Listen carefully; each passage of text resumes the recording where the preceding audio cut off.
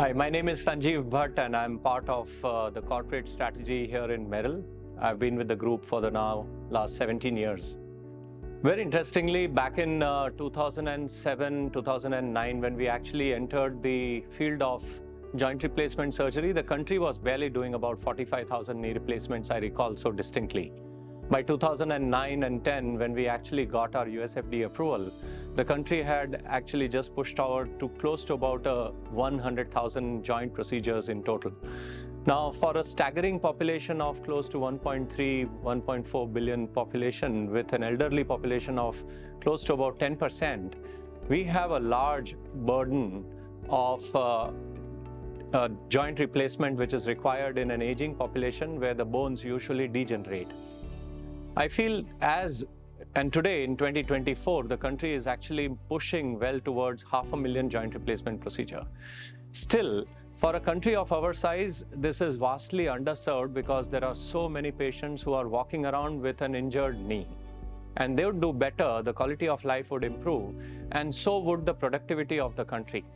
So in today's next 10 years, the country will actually require patients, one, to be aware about their condition, two, the industry will need to work and educate clinicians for this procedure, which is knee replacement or hip replacement surgeries. And number three, in order to assist this large surge in the number of procedures and in order to make the procedure a little more refined and the throughput must increase, we need robots to assist. The idea is not to make the surgeon's task redundant. The idea is to actually improve efficiency of the surgeon, thereby improve the procedural compliance, the patient outcome, and reach out a large population. And this procedure is not going to remain in Class A cities anymore. India can be served only if you are in Class B, Class C, and Class D towns. And these procedures actually have the potential to go to those places where modern surgeries were not available. MISSO Robotic, I feel, is a very advanced robot. So this is, as we all do in all our technologies in Meril, reflect the current status of technology. So these are best in class and state of the art. The MISSO Robotics actually relies on CT-based data. So the doctors or the technicians who support the MISSO procedure have the ability to take almost 40 plus points which are registered onto the software, which allow for less than a millimeter of precision in terms of bone dissection. Now, previously, if we go back to the traditional method of doing joint replacement surgery, the major task which actually took away doctors' majority of time was bone dissection. Now, this task is going to be done by a milling tool which cuts through a precision of less than 1 millimeter. So the laborious part, which took away majority of an orthopedic surgeon's time in doing joint replacement, especially total knee replacement, is now going to be supported by a precision robot.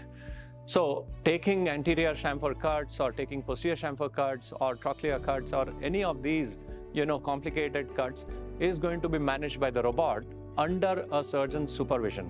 And the surgeon basically can spend more of his or her time in doing soft tissue management and ensuring that the patient actually at the end of the procedure has received the best format of treatment. And this, I believe, will have an impact because if patients who get treated better leave the procedure walking, they tell their relatives, they tell everyone that I received a knee and I'm far better than if I had not received a knee. So I think the impact is going to be better. Ortho procedure, especially the joint replacement, is going to be life-enhancing procedure. And in that, the availability of a MISSO robot is only going to add more to life.